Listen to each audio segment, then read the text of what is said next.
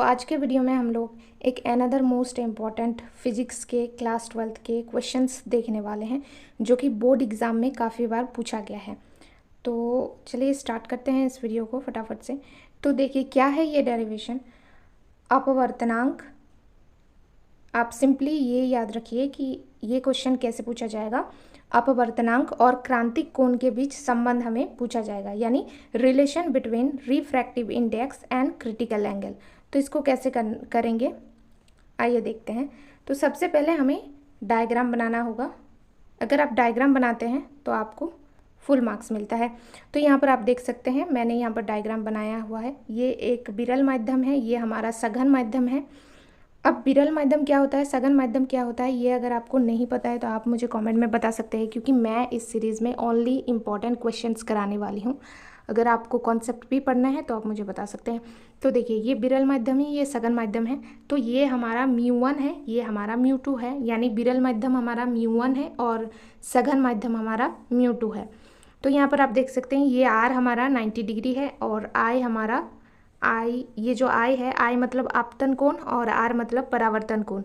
जब हमारा परावर्तन कोण 90 डिग्री होता है तभी हमारा आपतन कोण जो है क्रिटिकल एंगल बनता है, क्रांतिक कोण बनता है। ये आपको याद रखना है कि जब हमारा परावर्तन कोण यानी R का मान 90 डिग्री होता है यानी लंबवत होता है, तभी हमारा आपतन कोण जो है वो क्रांतिक कोण में कन्वर्ट होता है, I IC में कन्वर्ट होता है, I क्रिटिकल एंगल में कन्वर्ट होता है। अब स्नेल के नियम से हमें पता है, स्नेल का नियम कहता क्या है, इसके लिए आपको स्नेल के नियम का पता होना चाहिए। नहीं पता है तो आप मुझे कमेंट में बता सकते हैं। तो स्नेल के नियम से हमें पता है μ2 sin I equal to μ1 sin R। यदि R इक्वल टू 90 डिग्री हो, ये वाला कंडीशन, तभी हमारा I क्या होता है, IC होता है, यानी आपतन कोण क्रिटिकल एंगल में चेंज हो जाता है।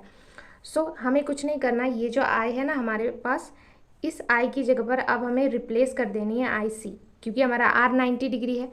तो बस अगला स्टेप में हम μ2 साइन I की जगह IC, फिर μ1 साइन R की जगह पर 90 डिग्री, क्योंकि R का मान 90 डिग्री होगा तभी हमारा ये जो है IC में चेंज होगा।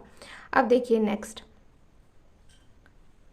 अब अभी हमने कहा ये सब हमने देखा। अब देखिए μ2 IC इक्वल टू μ1 इंटू 1, क्योंकि हम सभी को पता है कि साइन 90 डिग्री का वैल्यू क्या होता है, साइन 90 डिग्री का वैल्यू होता है 1।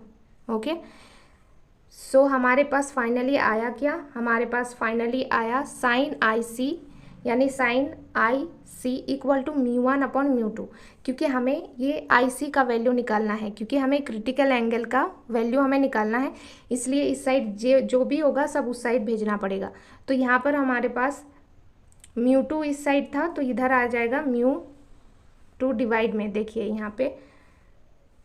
यहाँ पर आपको ज़्यादा समझ में आएगा। यहाँ पर देखिए μ2 साइन IC है तो हमें यहाँ से IC को अलग करना है, इसी का वैल्यू हमें निकालना है।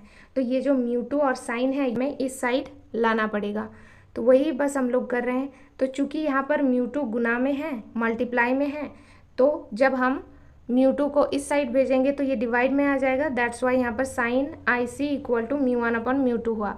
अब हमें IC को सिर्फ अलग करना है, यानी अब हमें साइन को भी उस साइड भेजना है। तो साइन को अगर हम उस साइड भेजते हैं तो क्या होगा, देखिए IC equal to sine inverse, sine इस साइड है तो इसको अगर इस साइड भेजेंगे तो ये इनवर्स में आ जाता है, साइन इनवर्स।